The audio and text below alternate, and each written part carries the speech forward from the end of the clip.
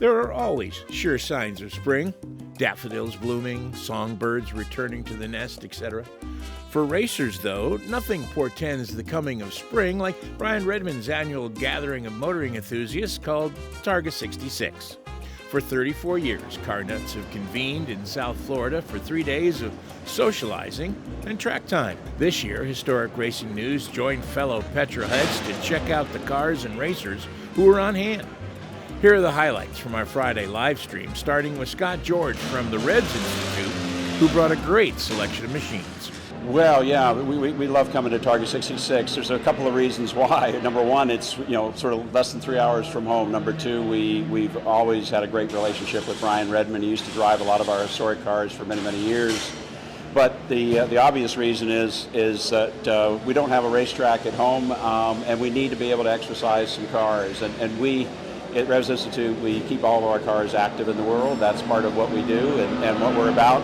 Preserving history and the legacy of the people that built these cars, drove them, and built them. So we brought a Porsche 904, a prototype 904 that Briggs Cunningham and Lake Underwood won their class at Sebring with in 1964. Briggs went on to race that 2 more years and finished his career in that. And Briggs Cunningham is, we have a lot of the Briggs Cunningham collections at Revs Institute as well. 50 cars, less than half of the collection that we have. But it's great to have this car out. This car has never been restored. It's had a light paint job on it many, many years ago, but we've just sort of kept it, did a lot of conservation work on it, and brought the mechanicals back to life a few years ago. And so it's just here, not to race, but just to get a little action in it, make sure that all the systems are working well. And then we've got this 356 Carrera GT Speedster. Well, it's not a Carrera GT Speedster. It is, actually. It is a Bruce Jennings car. Bruce Jennings was known as King Carrera in his day. It's known as the most winning SCCA car of its time. It's a car that we have not really raced before, but we're prepping it actually to race it. We're going to race this car at Velocity Invitational in June, and then at the Rolex Monterey races in Laguna Seca in August. And so it's fun to bring that out. This is a car that is at the end of the sort of the development for Bruce Jennings. It's got its special disc wheels, aluminum disc wheels on the back. It's got a RS60 type 4-cam engine in it.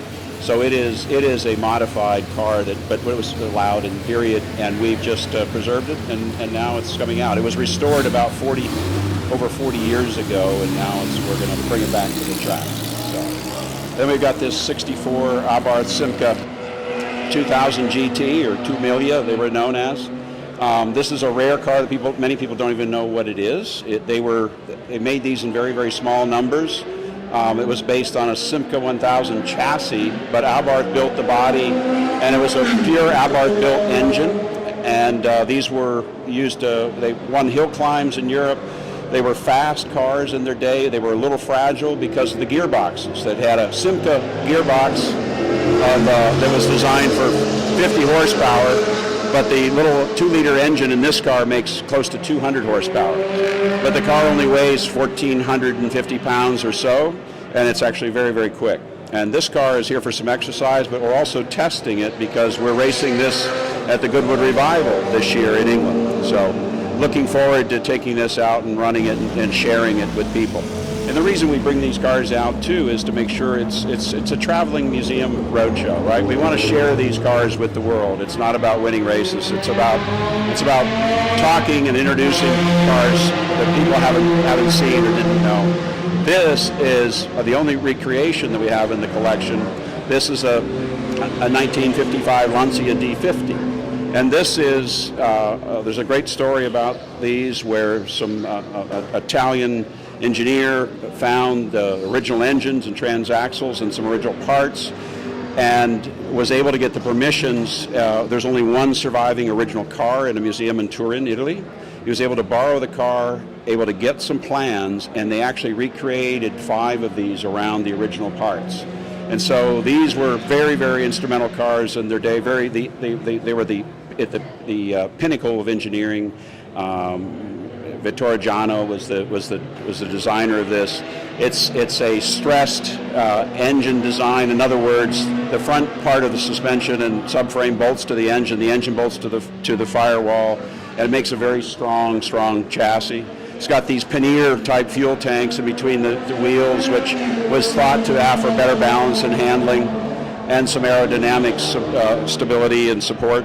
The engine sits at an angle as well, which allows the drive shaft to go down the left-hand side, which allows then the driver to sit right down on the floor. This was get him as low in the car as possible instead of the drive shaft going under you between the legs. And the transaxle is in the rear, so it's a very well-balanced car, a 50-50 weight distribution or so. And then the last car we have over here is the Scarab. This is a 1958 Scarab Sports Racer. This car is absolutely beautiful. They are. These were the cars that were the brain created by Lance Ravenlo, was the funder and the founder of Scarab Automobiles, and he hired the best engineers and car builders of their day to help them create the Scarab. And the California scene at the time was, all about beauty, and they really turned these out. This car is just how it would have looked in the period. This car has been restored. These cars were some of the winningest sports cars that around in 1958, 59, 60.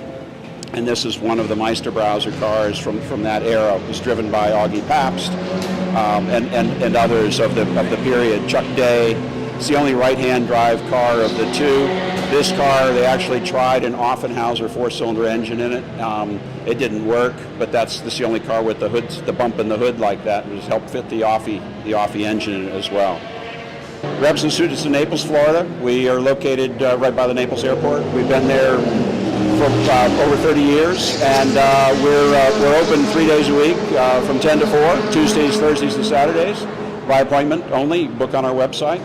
But Revs Institute is involved in the world. We're sending cars around the world to events, shows, historic races. We also have a very extensive historic archive, and we're building a new archive and research center up at Fort Myers, and a little bit farther up the road from us, a very safe and secure facility being built to house all of our great precious materials that are unique.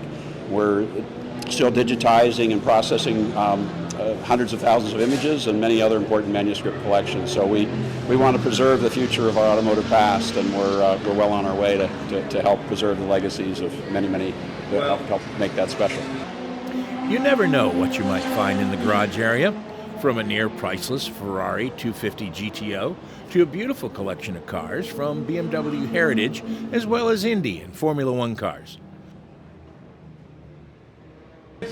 But besides the cars, Targa 66 is about the people and camaraderie and catching up with old friends like Claude and his owner, Greg Jones. Brian and James do a great job. We were just talking to another guy there that the way they keep it to a relatively smaller group and keep the chaos, a nice friendly group, and not focusing on winning or who's got a championship. There's none of that. So that keeps that down, so everybody can come out and enjoy and be safe. It's beautiful cars and lots of track time make for some great viewing. And while it's not a test session per se, it is a chance for those with a more professional attitude about their vintage racing to get an early season leg up on shaking down the equipment and getting things ready for the year. One example is 6-time Le Mans winner Brad Kettler. His company, Kettler Motor Works, preps the stunning Audi R8 for Travis Engen. We found Brad elbows deep in one of the 3 famed R8 modular transmissions the team owns. It was an innovation that changed the face of endurance racing in 2004.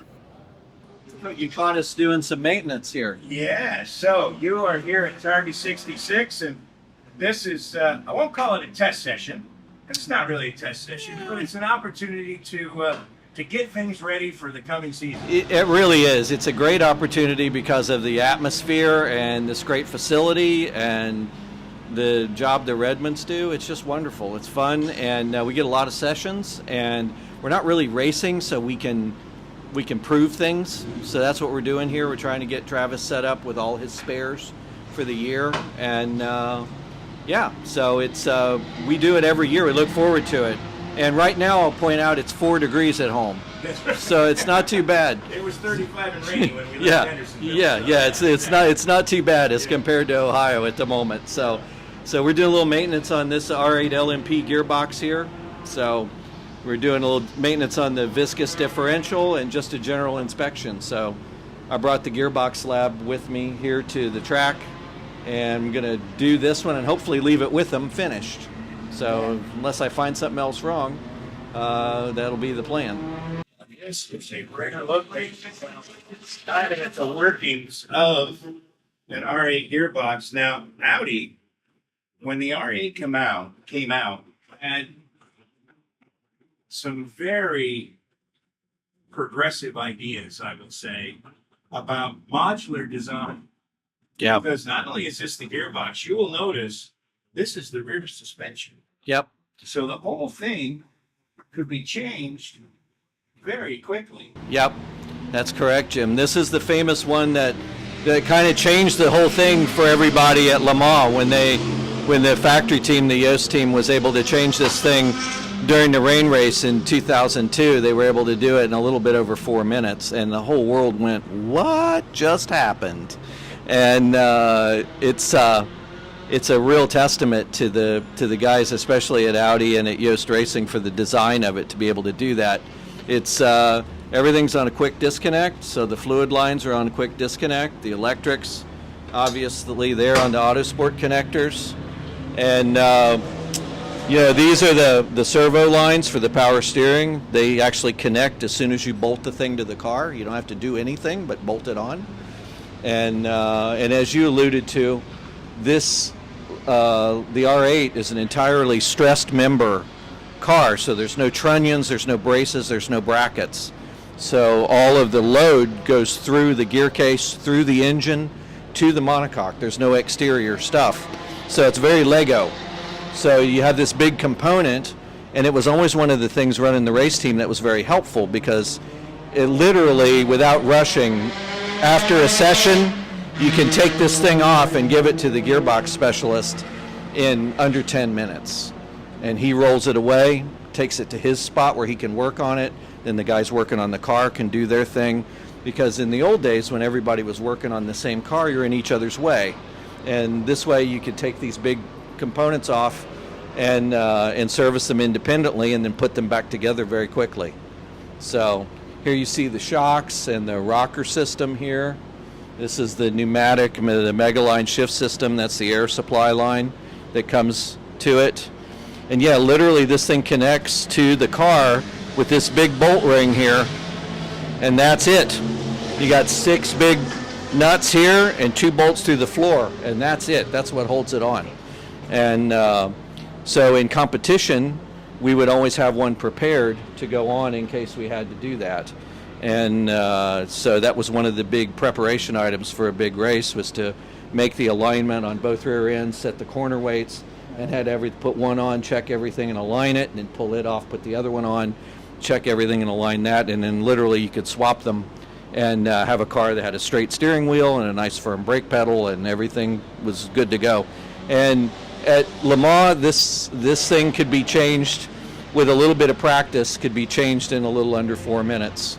And the factory team, led by Dieter Meissler, my friend Dieter Meissler, in training session one time, did it in 3 minutes and 8 seconds. That's amazing. Yeah, it is amazing. The champion team did it in 3:16 once, and then that's Jim. That's stopping outside the box, going on skates, going inside, changing it, coming back out, back down on the ground, ready to go. Fired up. Ready to go. But it was also a very high responsibility thing for the team, because you had to make absolutely sure every detail was correct, because like at Le Mans, 40 seconds after the guy leaves the pit lane, he's going 200 miles an hour. So you don't want to leave anything to chance by not having something set correctly or having the brakes not bled right or whatever.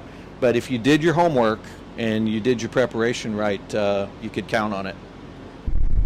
Another great thing about Targa is you might just find your dream car for sale, or a close facsimile, like this 1967 Ford GT40 Mark IV continuation from Riley-KarKraf. every kid in the 70s who had a poster of a car on the wall, it was probably a Mark IV. It became so iconic for what it achieved. Now the Mark IVs only ran for 1 year, 67, but they were so technologically advanced, and they just absolutely dominated at Le Mans that year, and Sebring for that matter, that just goes down in history as one of the best American sports car programs ever.